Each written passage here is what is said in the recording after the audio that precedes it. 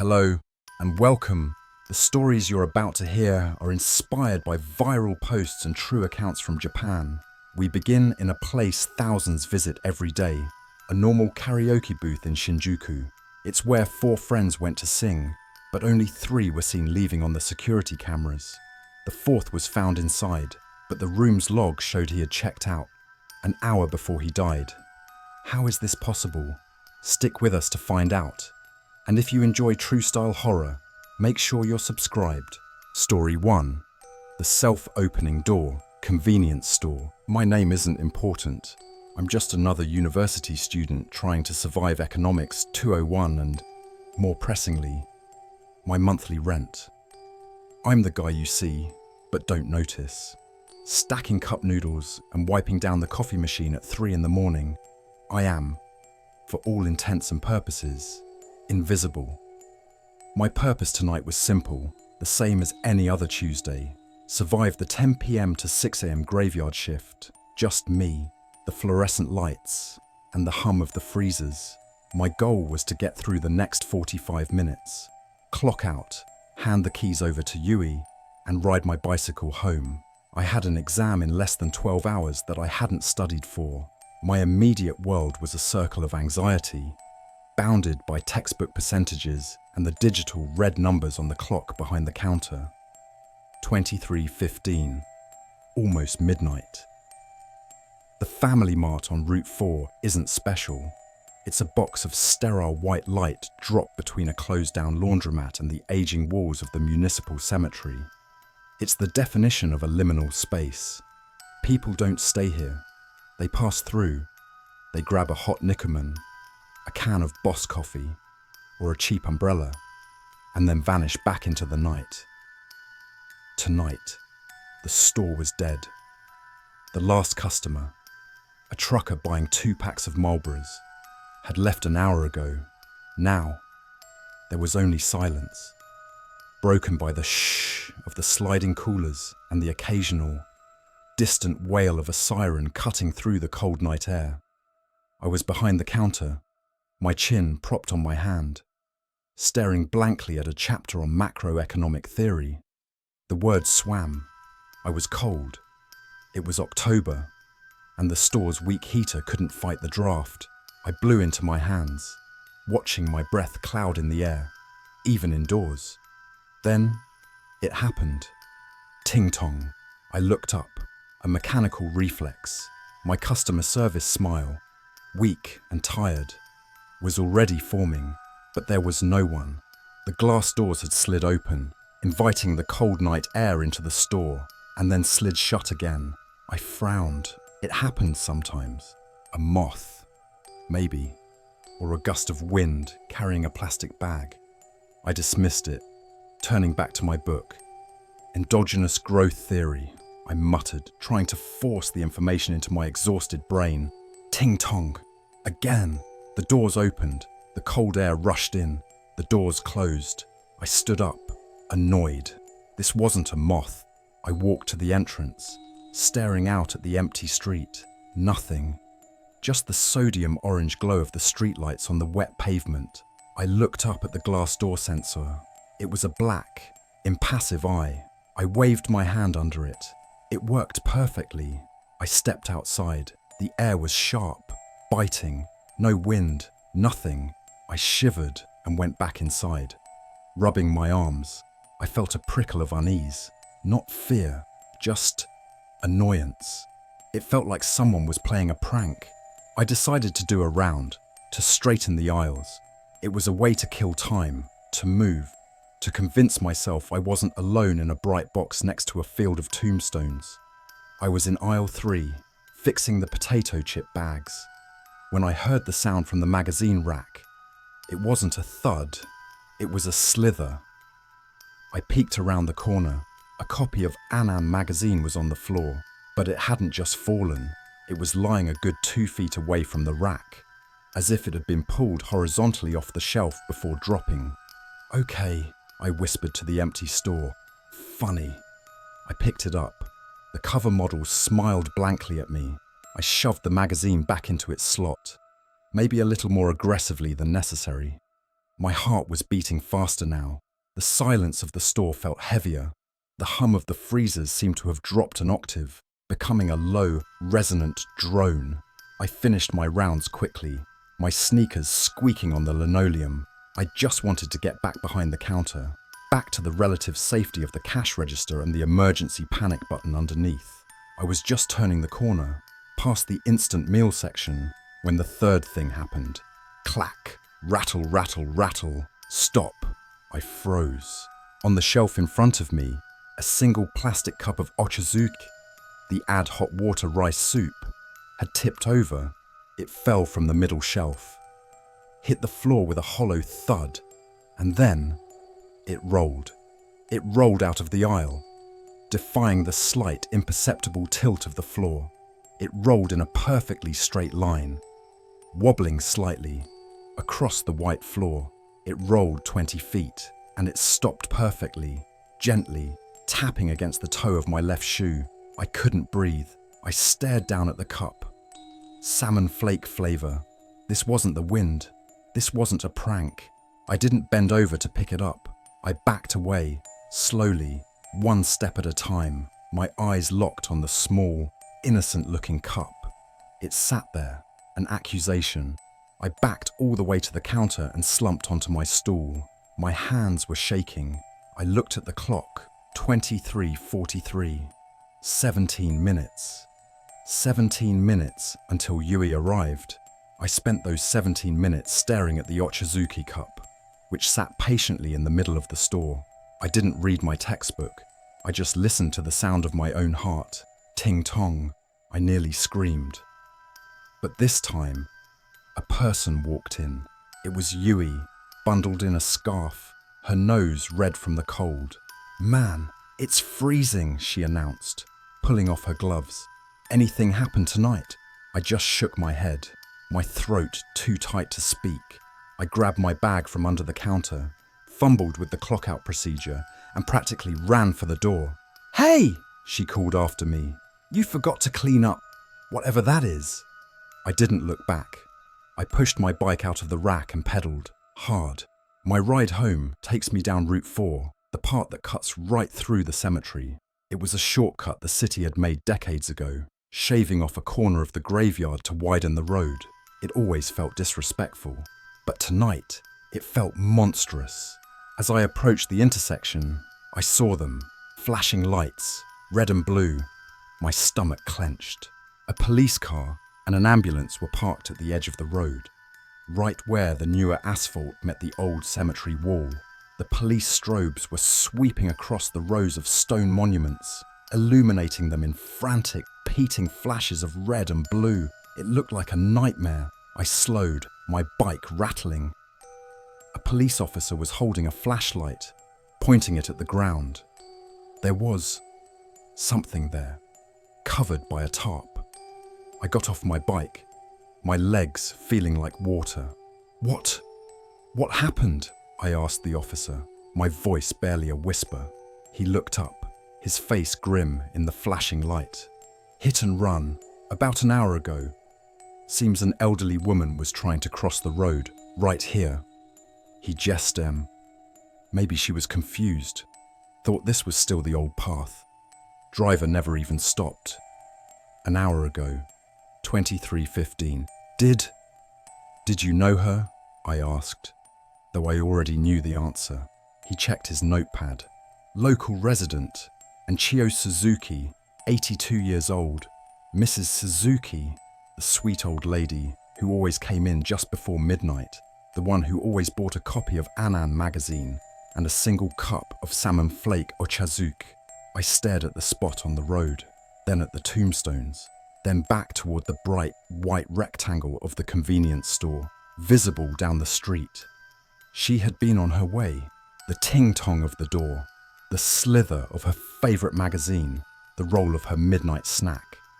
She was just following her routine, a habit so deeply carved into her mind that her body, lying broken on the cold pavement, was just an inconvenience. She was still going shopping, her spirit dutifully gathering the items she always bought, while her corpse lay at the edge of a graveyard. bathed in the red and blue light of a world she had just violently left. I got back on my bike. I didn't look at the officer again. I just rode, and all the way home, the only sound I could hear over the wind in my ears was the ting-tong of that automatic door, opening and closing for a customer who had already arrived. The 6 o'clock a.m. alarm on Haru's phone was already silent, the screen displaying his standard lock screen, the small digital clock reading 6:02 a.m. He sat up, rubbing his eyes, a familiar grogginess clinging to him. He must have hit the snooze button in his sleep. He did that sometimes, swatting at the phone in a pre-dawn stupor. He was just that tired, he reasoned. The project at work was a killer. The audience, however, knows he didn't move.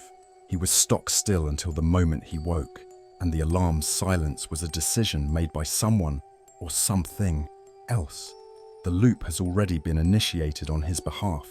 The first beat of the day skipped, the rhythm faltered, but the song played on without him.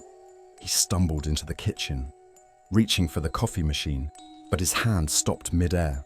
The pot was already half full, a wisp of steam rising from the spout, gurgling its last few drops of dark liquid.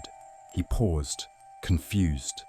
His wife, Emmy, was out of town, visiting her sister for the week. He lived alone, for now. Then he remembered. He must have set the auto timer last night. He'd been meaning to use that feature. He smiled faintly, impressed with his own foresight. He was more organized than he gave himself credit for. The auto timer is a perfect excuse, but it's too convenient. The machine wasn't just on, it was perfectly timed to his waking moment. The coffee's still hot. The house is anticipating him. The machine remembers the ritual, a hot cup for a cold morning, prepared by hands that are not there. He turned to the fridge to get milk, and his foot nudged the cat's ceramic food bowl. It was empty and pushed slightly to the side, exactly where Miko used to leave it after finishing his breakfast. He froze, his blood running cold for a second. But Miko had been dead for 6 months. He shook his head sharply. No, he must have kicked the empty bowl himself when he came in last night. Or maybe he'd just forgotten to put it away after. He was just groggy, his mind playing tricks, conflating old memories with the present. This is the first crack in his reality. The rationalization is weak, a clear sign of denial. The habit loop of feeding the cat is stronger than the fact of the cat's death. A ghost of a hunger, a memory of a routine so ingrained, the world itself struggles to let it go. He got dressed and grabbed his jacket from the hook by the door. He reached into the small wooden bowl where he always dropped his keys. It was empty. A spike of familiar panic hit him, until he glanced at the entryway table and saw them. His keys, his wallet, and his security pass, all lined up in a neat row, ready to be picked up. He sighed in relief, then frowned. He must have just left them there last night instead of putting them away properly. He was sloppy, stressed from work. Just a simple mistake, a break in his own routine. He picked them up, the metal of the keys, cold against his skin. The items aren't just left, they are staged. They are presented for his departure. The habit loop isn't just happening, it's actively assisting him. The stage is set. The props are in place. The play begins. Whether the lead actor is conscious of his role or not, he walked down the hall of his apartment building and pressed the elevator down button. His finger had not even made full contact with the plastic before the light was already lit, and the heavy doors slid open with a soft, mechanical ding. Lucky, he muttered, but Ito from 4B must have just gotten off, sending the elevator right back up. Just good timing, a small morning convenience that saved him 30 seconds. The building itself is now part of the loop. The timing is too perfect. It is anticipating his movements, clearing his path. Do habits keep walking when we cannot? The question surfaced in his mind, a line from some article he'd read, or perhaps a dream. He reached the subway turnstile and fumbled in his right jacket pocket for his transit card. It wasn't there. He felt a cold dread, thinking he'd have to go back. But as he approached the gate, his left hand, acting on an impulse he didn't command, moved smoothly from his pants pocket, tapped the scanner, and the light beeped green. He stared at his hand, now back in his pocket. He hadn't even realized he'd moved the card. He must have done it weeks ago and forgotten. It was just muscle memory, pure and simple. His body knew the routine better than his brain did. He was just an automaton in the morning. This is the most terrifying sign yet. His own body has completed a habit without his conscious control.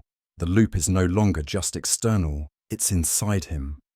The hand continues to reach for the familiar item. The muscle memory is the ghost in his own machine. He boarded the 6:32 train, and his feet carried him to his usual spot, third car, second seat from the back, by the window. But a young woman was already sitting there, scrolling on her phone. He felt a sudden, sharp flash of irrational anger. He blinked, ashamed of the feeling. It was a public train. He didn't own the seat.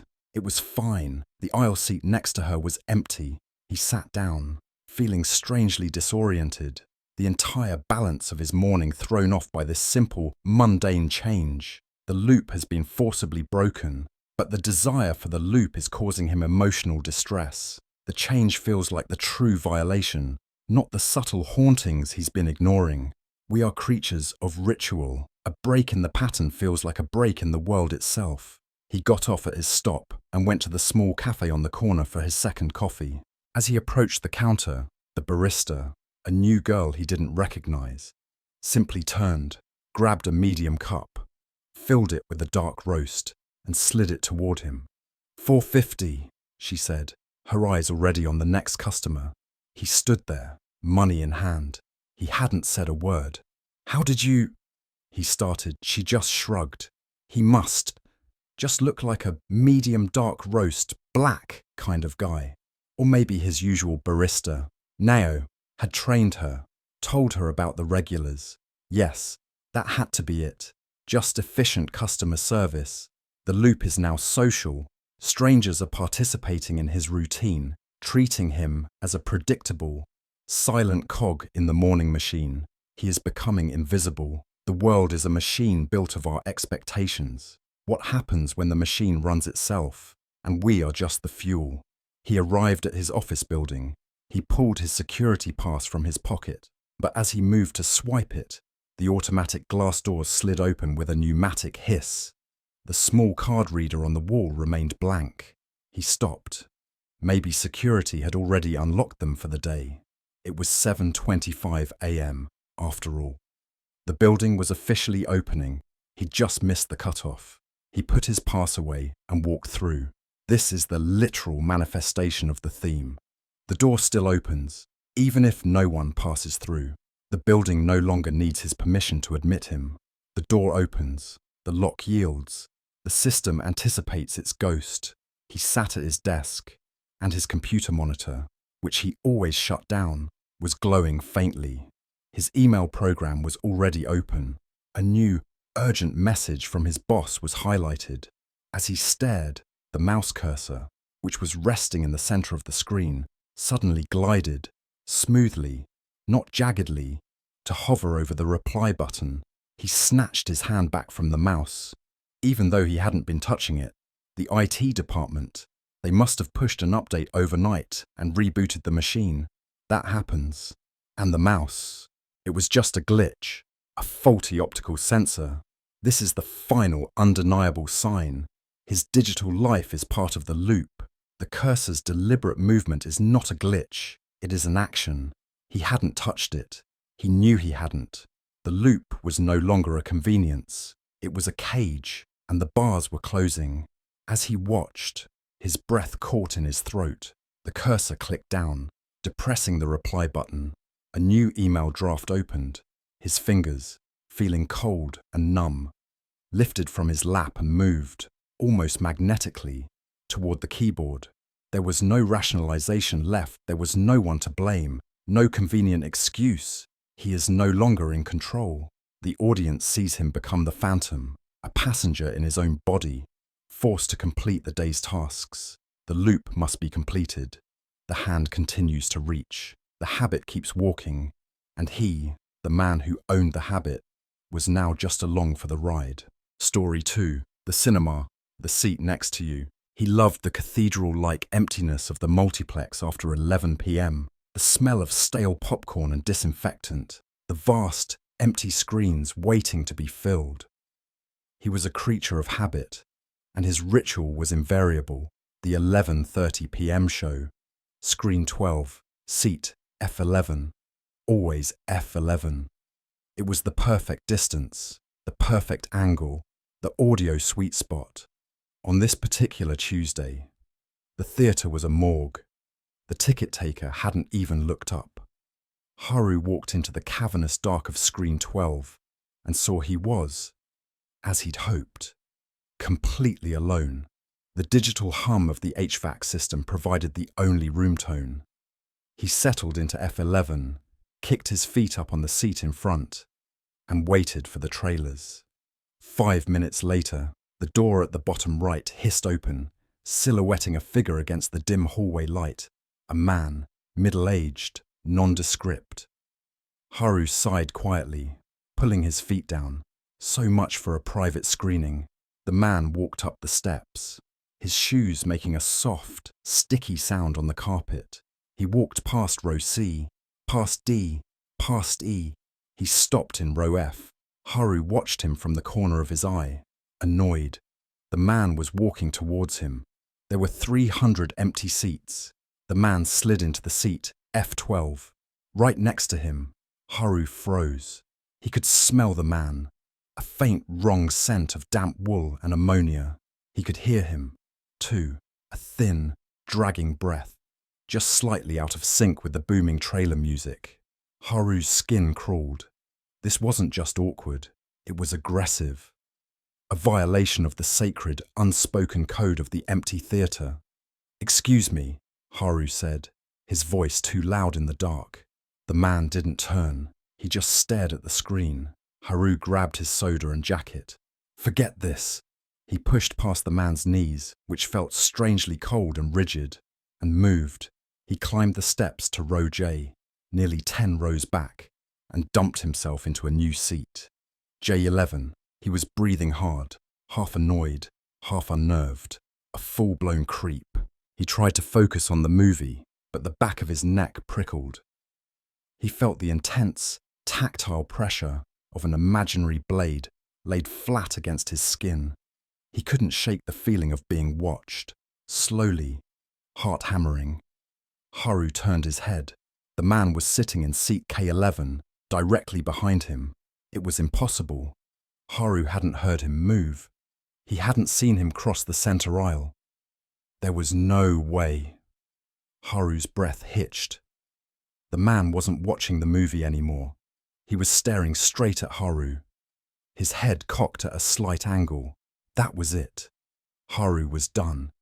He snatched his jacket and bolted, stumbling down the side aisle toward the glowing red exit sign at the front of the theatre.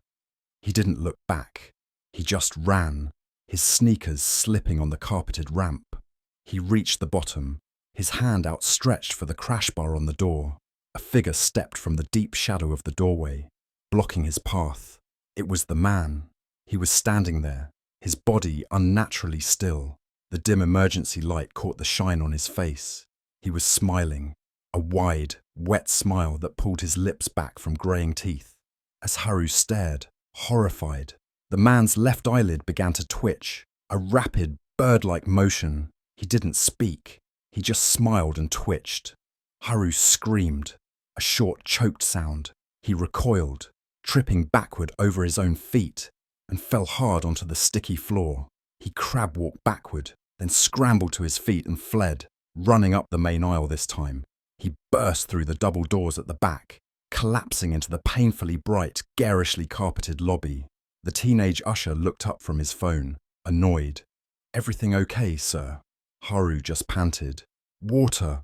Restroom." He fled. He teleported. "Ren, I'm not kidding. He was behind me, and then he was at the door," Haru said, his hands shaking so badly he was spilling his beer. Ren, his roommate, took a long pull from his own bottle. "Dude, you were in a dark theatre at 1 a.m. You probably saw an usher, or you were half asleep. You do work 60 hours a week. He was wet. Ren. His smile was slick, and he was twitching. Okay, so he was a creep. A weird, twitchy, possibly damp creep. You did the right thing. You left. What's the problem? The problem, Haru hissed, is that he moved from row K to the exit in 2 seconds. Flat. Right. Teleporting. Got it. Ren rolled his eyes and turned back to the football game. Just go to a different theatre if you're that freaked out. The dismissal stung, but it also planted a seed of doubt. Had he imagined it? Had the low-budget thriller on screen just gotten into his head? He avoided the Cineplex for 2 weeks, but the new sci-fi epic was out, and it was only playing at the Cineplex. He checked the app. The 7:30 p.m. show was packed. The 10:30 p.m. was half full. The 11:45 p.m. in Screen 8 was, once again, a ghost town. He had to go. He had to prove to himself he wasn't crazy. This time, he chose a different seat. D4, back row, right on the aisle, closest to the exit. A tactical position. The theatre was dark, with maybe 6 other people scattered in the front rows. Tiny silhouettes against the massive screen. The movie began. Haru started to relax. The sound was incredible. The story was engaging. Ren was right. It was just a creep. A one-time thing. 30 minutes in. The main exit door, his exit, eased open with a soft shush. Haru's blood turned to ice. The same silhouette. The same sticky, deliberate footsteps. The man walked up the aisle. He walked past the front rows. He walked past Haru. Haru kept his eyes locked on the screen, his entire body rigid. Don't look, don't look, don't look. The footsteps stopped. A shadow fell over him. The man was standing in the aisle, right next to his seat. Haru could feel the man's gaze on the side of his face. He could hear that breath, a thin, reedy whistle, like air escaping a punctured lung. It was louder than the film's orchestral score, slowly, dreadfully. Haru turned his head. The man was leaning over him, his face inches from Haru's. His eyes were wide and milky. The wet smile was back. "You're in my seat," the man whispered. Haru yelled and threw his large soda directly into the man's face, but his hand passed right through him. The soda cup hit the empty aisle, exploding in a shower of ice and cola. The man didn't flinch. He just straightened up, his smile widening, and slowly turned. He began to walk, not toward the exit, but up the stairs, toward the dark, unused balcony section. Haru didn't wait. He scrambled out of the theatre, past a confused usher, and ran all the way home. He went to the police. They logged it as harassment and told him to call theatre management. He went to the theatre manager the next day, a young woman named Mickey. "I know this sounds insane," Haru started, "but I'm being stalked by someone in your theatres." She was sympathetic but firm. "Sir, we have cameras in all our hallways and covering all our exits. If someone is harassing you, we'll see him." She pulled up the security footage from the previous night. Screen 8, 11:45 p.m. "Okay, where are you?" she asked. "There, D4, Haru said, pointing. They watched the footage. They saw Haru watching the movie. They saw him flinch. They saw him turn his head. "Right there," Haru said, his voice rising. "He's right there, leaning over me." Mickey frowned, zoomed in.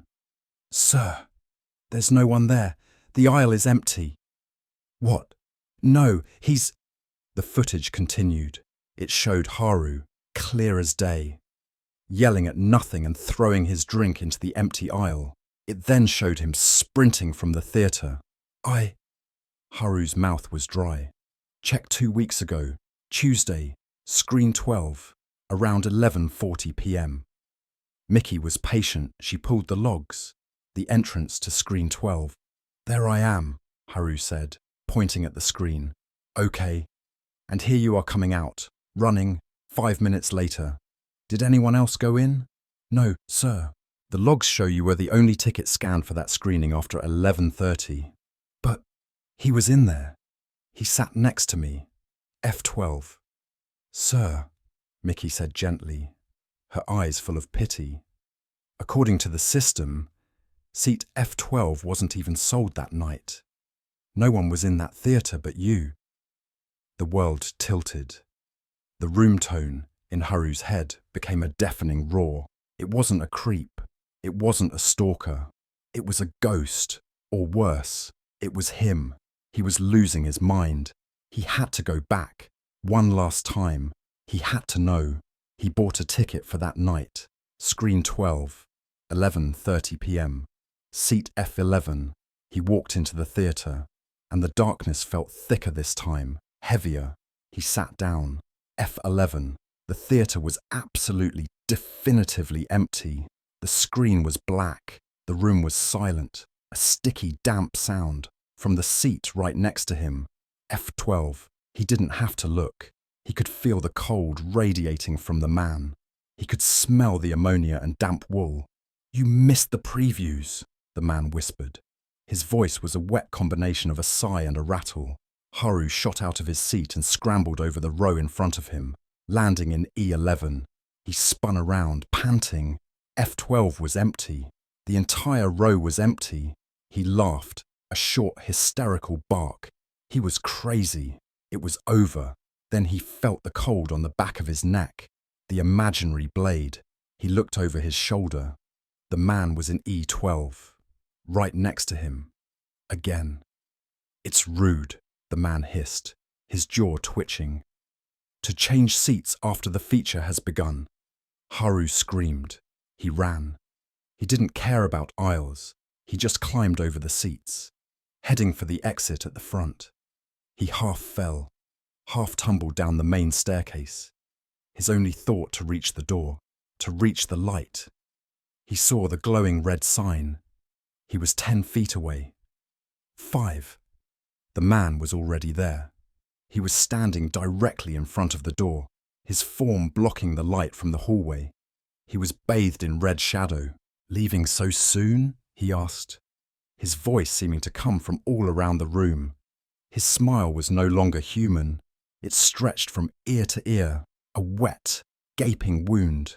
His entire body was vibrating, a low, subsonic thrum that Haru could feel in his teeth. Haru whimpered and collapsed on the steps. He couldn't go forward. The man was the door. The man was the exit. He scrambled backward, crawling up the steps, away from the exit. He ran, this time, for the other exit, the one on the far side of the screen. He burst through the doors, not into the bright lobby, but into the dark, narrow service corridor. He didn't care. He ran until he found a fire exit and slammed the crash bar, tumbling out into the cool and wet night air of the parking lot. He leaned against the brick wall, vomiting. After 10 minutes, his breathing slowed. He had to see. He crept back to the main entrance and stood in the shadows, watching the doors to screen 12. At 1:45 a.m., the movie ended. The doors opened, and people walked out. Not one or two. At least 30 people, couples, groups of friends, all chatting about the film. They streamed out into the lobby, none of them giving Haru a second glance. They had been in the theatre with him the entire time. He hadn't seen them. He had only seen the empty seats. He had only seen the man. He watched until the last patron had left. He watched the ushers go in with their brooms and trash bags. He waited and waited. The man in the damp wool coat, the man with the wet smile and the twitching eye, never appeared at that exit. Haru finally understood. The man wasn't a customer. He wasn't a ghost who haunted the theatre. He was the theatre. He was the residual dread of the empty rows, the darkness between the frames. He was the seat beside me, and he was, Haru knew with chilling certainty, saving him a seat for tomorrow. The air in the sterile, white-walled basement of the city archive is dead. Sota, a night shift security guard, sits at his desk, staring at a bank of 16 identical monochrome monitors for hours. It's been a game of cat and mouse that he is terrified he's already lost. The lull, as he'd come to call it, was the worst part. The periods of absolute silence were more suffocating than the fleeting movements he'd been chasing. He'd spent the last hour reviewing the footage, trying to build a rational explanation. He'd see a door close on camera 4. By the time he sprinted there, the hallway was empty. He'd checked the logs, no keycard access. He'd then hear a shelf rattle on camera 12, on the other side of the building. Impossible. No one could move that fast. His logical theories were what truly chilled him. An ex-employee with a master key, a systems expert exploiting a digital blind spot, a vagrant who had memorized the guards' routes and was always one step ahead. He wasn't afraid of a man with a knife. He was afraid of a man who had already completed his task, finished his journey, and left the building, without Sota ever seeing him use an exit. The fear wasn't in the threat. It was in the unseen escape. The central monitor at his desk, the one monitoring the main server room, flicks to static. A sound, sharp and digital, barks from the speaker. Beep, chirp, click. It's the sound of the server room's high-security magnetic lock disengaging. Sota looks at his console. The log is blank. Access denied isn't even flashing. It's just empty, as if the event never happened. "Okay," he whispers, his voice dry. He grabs his heavy-duty flashlight and his radio. "I see you." He pushes through the double doors into the long, concrete hallway. The only light comes from the green exit signs, casting a sickly glow. The air is cold. "This is security. I'm doing a sweep of the sub-level. Show yourself." Sota calls out, his voice sounding small. The only reply is the hum of the ventilation. He reaches the server room door. It's heavy, steel, and sealed. He swipes his own card. Beep, click. The light flashes green. He pulls the handle. It's locked. He tries again. Beep, click, green light. He pulls. The door is bolted shut, as if from the other side. But there is no lock on the other side. What the hell? A sound comes from behind him. Beep, chirp, click. Sota spins around. He's staring down the 100-foot-long empty hallway. At the far end, the door to the staff-only staircase is wide open. A silhouette stands in the doorway, backlit by the green exit sign. It's just a man. He appears to be wearing an old-fashioned janitor's uniform, his shape perfectly normal, his posture relaxed. "Hey!" Sota shouts, relief mixing with adrenaline. "This area is restricted. How did you—" The figure does not respond. It simply turns its head to look at him. The movement is not fluid. It's a series of staggered, rapid ticks, like a camera shutter or a broken neck. Tick, tick, tick. The green light from the sign behind it cuts through the figure, revealing its form. It isn't a shadow. It's a void. It is a man-shaped absence of light. A hole in the world, where its face should be. There is only a smooth, reflective surface, like polished obsidian, showing Sota his own terrified, distorted reflection. A low, digital hiss begins to emanate from it, the sound of a million unread files being deleted at once. "Stop right there!" Sota yells, raising his flashlight. The beam hits the creature. The light does not reflect. It bends around it, disappearing into its mass. The figure raises one hand, and the lights in the entire hallway explode. Glass and metal rain down in the sudden, blinding darkness. Sota screams, throwing his arms over his face as sparks cascade onto the concrete. The emergency red backup lights flicker on, bathing the scene in a pulsing, bloody light. The figure is gone from the doorway. Sota is panting, his ears ringing from the explosion. "Code red! Code red! Sub-level archive! I have an intruder! Hostile!" He fumbles for his radio, his hands shaking. He presses the button. "This is night shift. I need backup. Sub-level." A voice crackles back from his own radio, cutting him off. It is not his dispatcher. It is 1,000 voices at once, distorted, robotic, and cold. We see you. Your route is complete. The radio on his shoulder dies, its indicator light dark. Sota's blood freezes. He looks at the dead radio, then looks up.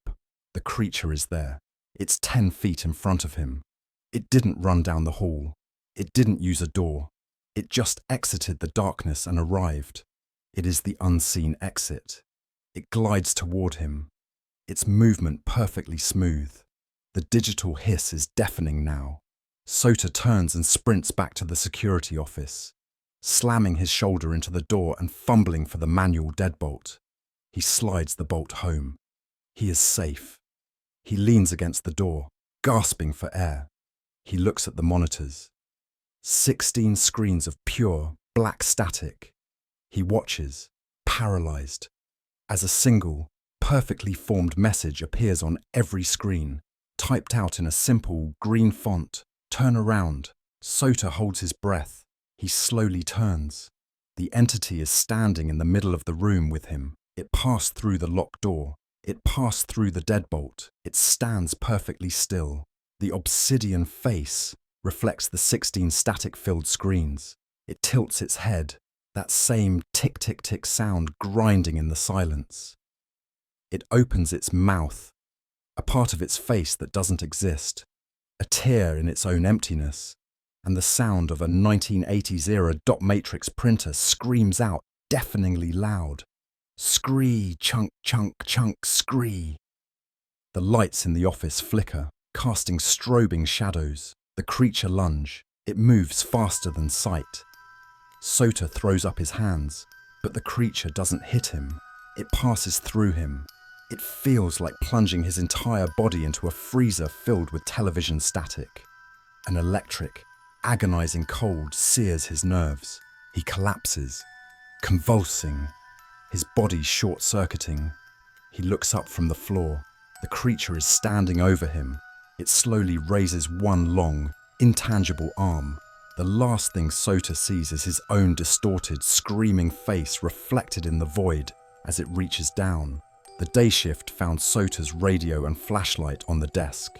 The security logs for the night were completely blank. The server room door was unlocked. The basement hallway bulbs were all intact. It was as if he, and the night's events, had simply been deleted. If you've ever had a brush with something that shouldn't exist, tell us your story in the comments below. Be careful what you look for in the dark. You might not like the route it takes to find you. Subscribe for more true horror. Story 3. Karaoke and the child on the nearby. It was an unnatural quiet, thick and oppressive, settling over the 5-story karaoke bar like a shroud. By day, the Starbright KTV was a riot of noise. Off-key pop songs, clinking glasses, and manufactured laughter. By night, it was a hollow drum, and Bao was the only one left to hear the echo. He was the night manager, a title that meant he was the head cleaner, bartender, and bouncer all in one. The Starbright had many rules, but only one mattered, the one-floor policy. The building was sectioned off, floor by floor, to save on electricity. If only one group sang on floor 2, the other 4 floors remained dark, saving the owner a fortune. But the policy had a cruel, unwritten consequence. Whoever closed up was responsible for cleaning every floor that had been used. No matter how briefly, one song on floor 5 meant a 2-hour cleaning job, alone. This weekend, the place was packed. Every floor was lit, a symphony of competing bass lines. Bao was run off his feet, but he preferred it. Noise was a shield. The night was winding down when the intercom chimed. A sharp, abrasive sound that cut through the lobby's dying pulse. SFX, intercom chime. It was room 502, the only room occupied on the top floor. Manager to floor 5, room 502, Bao muttered. Grabbing his passkey, he took the elevator, the little box rising with a weary groan. The 5th floor was always the coldest. The garish, star-patterned carpet seemed to swallow his footsteps, the hallway stretching out in an unnerving, repeating pattern. He knocked. The door was opened by a pale-looking man. His wife and 2 young children huddled behind him. The room was silent. The music system was off. "Is there a problem with the equipment, sir?" Bao asked. "No," the man said, his voice low. There's a kid, running in the hall, up and down, laughing. My kids can't settle. Can you tell them to stop?" Bao frowned. "Sir, you're the only family on this floor. That's impossible," the wife insisted. Stepping forward, we heard it clearly. Little footsteps, right outside the door. Sighing, Bao began the familiar, useless search. He walked the length of the echoey corridor, his flashlight beam cutting the dimness. He checked the men's room, the women's room, the fire escape. Nothing. Just stale air and the smell of disinfectant. He returned, ready to offer a platitude about building noises. He stopped. The family was standing in their doorway, staring not at him, but up. "What is it?" Bao asked. The father just pointed. In the ceiling of the corridor, 20 feet from their room, was the square maintenance hatch, a simple, white painted piece of drywall. It was wide open. As Bao watched, a fine shower of grey dust, like ash or murge, rained down from the dark rectangle, powdering the carpet. It just popped open," the mother whispered, her hand over her mouth. Bao felt the first cold prickle on his neck. He retrieved the tall utility ladder from the janitor's closet. The metal rungs protested with a loud, metallic creak as he climbed, his flashlight aimed at the darkness. SFX, ladder creak. He shined the beam into the crawl space, just a tangle of wires, wooden rafters, and thick, dusty insulation. No one was there. He checked the lock, a simple sliding bolt. It wasn't broken. It wasn't damaged at all. It was just unlatched. He climbed down, his professionalism a thin mask over his sudden unease. He sealed the hatch, forcing the bolt back into place. "Sir, I assure you, there is no one up there. The building is secure." The father shook his head, grabbing his wife's arm. We're leaving now." As Bao processed the refund, the family gathered their things, practically running for the elevator. They didn't speak again until the elevator doors opened in the lobby. The wife turned to Bao, her eyes wide with a terror he couldn't fake. "It wasn't just the noise," she said, her voice a strained whisper. "Right before it popped open, we all saw it. A little face, a child's face, pale, with black eyes. It Thosung. It leaned down from the ceiling and looked at us." The family fled into the night.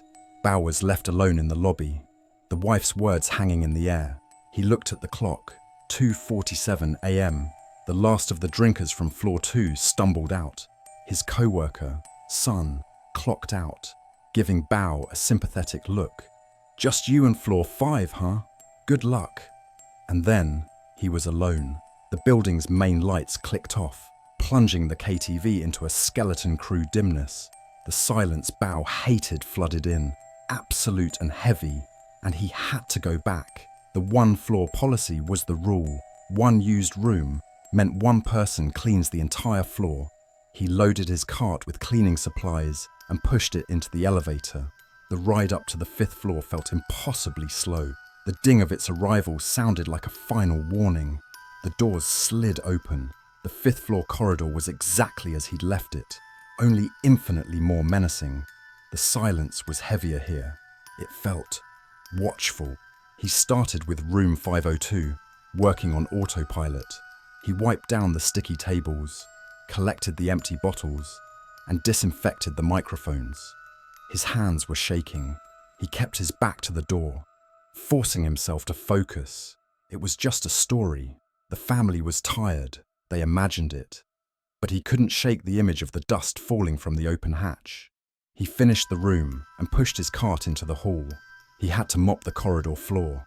He started at the far end, working his way back toward the elevator, his gaze fixed on the square hatch in the ceiling. It was closed, secure. Just as he'd left it, he was halfway down the hall when he heard it.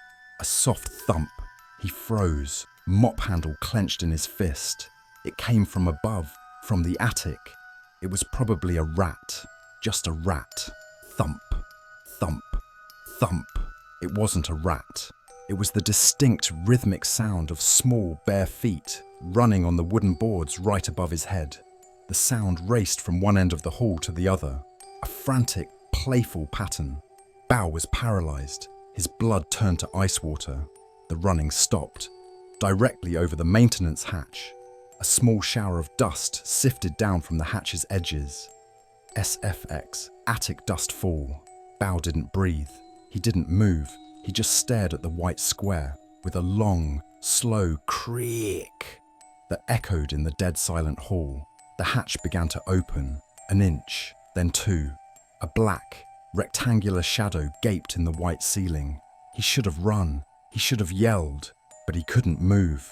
He was rooted to the spot, staring up at the darkness. And then, from the blackness, came the giggle. It was high-pitched, thin, and cold. It wasn't the sound of a living child. It was the sound of something mocking, something ancient that had found a new, terrible toy. That sound broke the spell. Bao fled. He abandoned the cart, the mop clattering to the floor with a sound that seemed to chase him. He didn't wait for the elevator. He slammed his shoulder into the fire escape door and plunged down the concrete stairs, his feet pounding a desperate rhythm. He didn't stop until he burst through the lobby doors and out onto the street. Gasping in the humid 3 AM air, he ran to his motorbike, fumbling with his keys, his whole body shaking violently. He didn't look back. He just rode away, abandoning the KTV, his job, and his final paycheck. He never went back. His phone rang for 3 days straight, his boss demanding to know where he was. Son asking what had happened. Bao threw the phone into the river. He found a new job at a street-side pho stall. It was hot, loud, and open to the sky. He worked the early morning shift, surrounded by the noise of traffic, chopping knives, and customers yelling orders. He loved it, but the scars remained. They were invisible, etched onto his mind. He couldn't be in a quiet room. He refused to enter any building with more than one story. He would walk into a friend's house and his eyes would immediately, involuntarily, snap to the ceiling, searching for hatches, for cracks, for any dark space that might be looking back. Sometimes, he'd wake up in a cold sweat, the sound of that high, cold air giggle ringing in his ears. He hadn't just quit a job, he knew, with a certainty that settled in his bones, that he had survived. He had felt the presence on that floor, the playful, hungry intelligence. He'd barely escaped, saved not by courage, but by the primal, animal instinct to run. He knew if he had waited 1 second longer, if he had let his eyes adjust to the darkness in that hatch, the child's face the family saw would have been the last thing he ever saw. Story 4. The Izakaya, the Scorch, and the Shadow on CCTV. The Izakaya was an island of false calm in a sea of chaos, tucked into a narrow alley in Shinjuku's nightlife district. Its wooden lattice facade was a dark anomaly against the pulsing neon towers and the roar of 1,000 competing sound systems.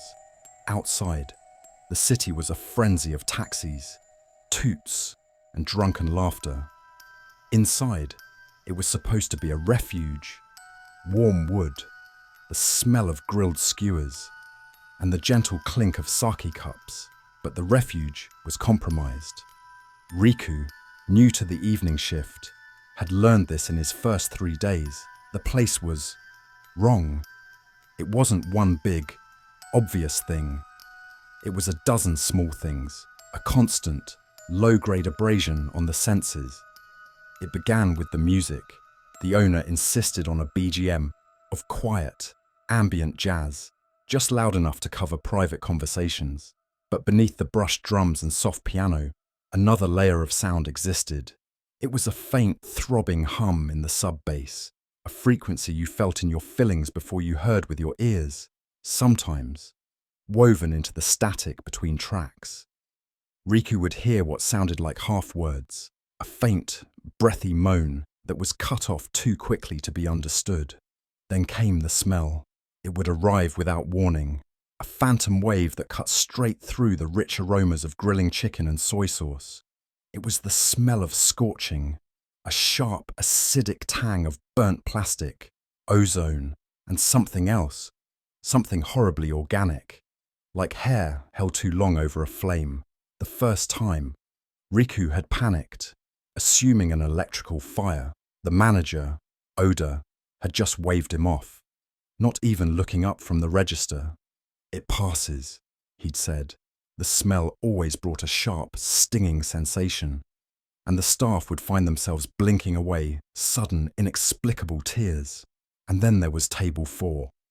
It was the most private booth, a tatami mat room at the very back of the restaurant, its thin wall shared with the building behind them. The call button for Table 4 was a tyrant. It would beep, a sharp, insistent digital chime. At all hours, beep, beep, beep. Riku would slide open the screen, apology ready on his lips, only to find the small room completely empty, the cushions undisturbed. He would reset the panel, slide the door shut, and 10 minutes later, beep, beep, beep. It was on a Tuesday night, during a deep lull around 10 p.m., that the small, wrong things coalesced into one terrible moment. The front door chimed. A young couple, bright and loud with alcohol, stumbled in, laughing. They were a burst of normal, welcome energy in the oppressive quiet. Riku, wiping down the counter, felt a moment of relief. They headed for the back, pointing toward the empty tatami booths. "Just the two of you," Riku called out, moving toward the register to log their arrival. "Yes," the man called back, already sliding off his shoes.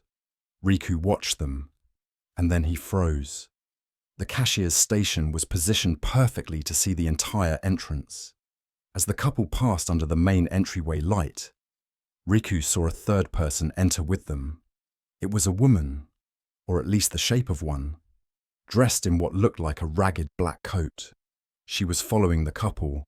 No, not following. She was stuck to them. She moved in perfect, unnatural lockstep, so close that her face was buried in the man's back. Shadow close, as if she were a physical part of his silhouette. Riku's breath hitched. His eyes darted from the couple to the convex security mirror mounted in the corner. The wide-angle lens captured the scene, distorting it. He saw the laughing couple, and he saw her. In the warped reflection, he could see her head. She was pressed against the man's shoulder, and her hair was not black. It was a charred, stringy mass. It looked as if it had been melted, the strands fused together in X-ray thinness, clinging to a scalp that was visible beneath. A cold dread, heavier than any he had ever known, settled in his stomach.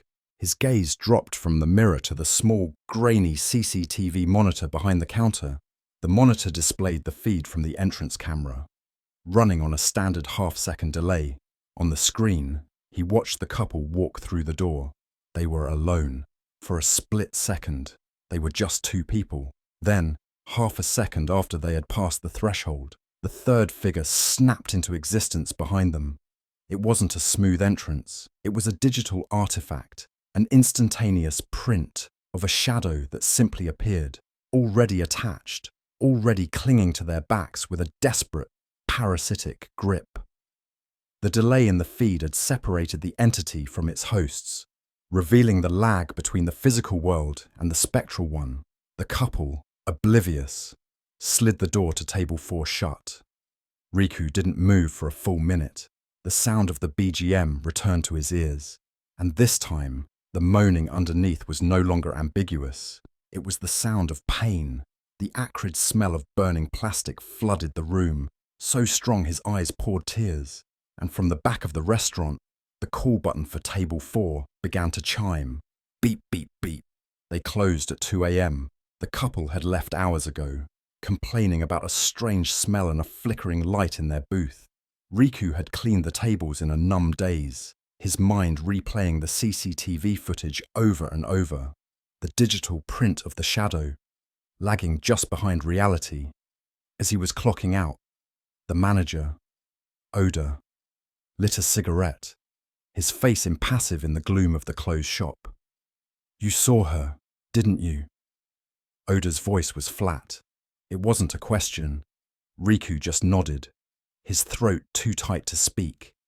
He managed to force out one word. "CCTV." Oda let out a long, slow plume of smoke. Ah, the delay. Yes, it always shows it. The mirror shows the burns, the camera shows the attachment. He gestured for Riku to follow him to the back, past the kitchen, to the wall behind the toilets. It was the same wall that formed the back of table 4. "You know what this neighborhood is," Oda said, his voice low. "All neon and noise, but it's built on graves. This whole block is." He tapped a knuckle against the thin plaster wall. "Right on the other side of this drywall, there is a small temple, not a big one. You can't even see it from the street. It's wedged between our building and the high-rise behind us." Oda took another drag. "It's not for any god. It's a memorial. 30 years ago. This whole lot was one of the biggest electronics stores in Tokyo. A fire started in the basement. Faulty wiring. They said it went up like a torch. The fire exits were blocked by new stock. Televisions, stereos, plastic, all of it." The air in the narrow hallway suddenly felt thick and hot. "Dozens were trapped," Oda said, his eyes fixed on the wall. "They died in the smoke, in the fire, right here, where we're standing, where table 4 is. The memorial tablets for the victims. They are mounted on a stone wall, and that stone wall is right there." He tapped the plaster again. "We share a wall with their tomb." In that instant, every wrong thing about the izakaya slammed into Riku with the force of a physical blow. It was the formula of their haunting, finally solved. The clues all made sense. The acrid, stinging smell was not the kitchen. It was the memory of burning plastic, of melting electronics, of scorched hair and flesh, and the moaning in the BGM, the half-words lost in the static, were the voices of the victims, their last moments trapped in the ambient sound of the building that stood on their ashes. The entity itself, the woman in black, was one of them. Her clothes weren't black, they were soot. Her hair wasn't stringy, it was singed. She was drawn to the life, the warmth of the patrons, clinging to them like a shadow, a desperate imprint of a life cut short, captured perfectly by the cold, objective delay of the CCTV, and the call button, the constant, lonely summons from the empty booth. "They don't know they're dead," Oda whispered, stubbing out his cigarette. "They just know the fire is coming, and they're trying to call for help."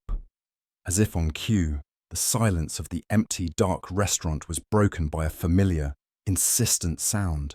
Beep, beep, beep. The indicator light for table 4 glowed a steady, hellish red. "So, what do you think? Are these just collective anxieties, the stress of late-night shifts and lonely city life given a name? Or is there truly something unseen lingering in the corner of that kombini, in that empty cinema seat, or in the shadow of the izakaya?" In many cultures, but perhaps especially in the dense urban landscapes of Japan, these liminal spaces are potent. A 24-hour convenience store, a dark karaoke hallway, or an empty train car aren't just places. They are crossroads where the veil between our world and the next is considered exceptionally thin. The spirits in these stories aren't grand demons. They are quiet echoes, the residue of countless fleeting emotions left behind. It's the unsettling fear that the comforting, ordinary loop of daily life can suddenly break, revealing something ancient and unsettling just beneath the surface.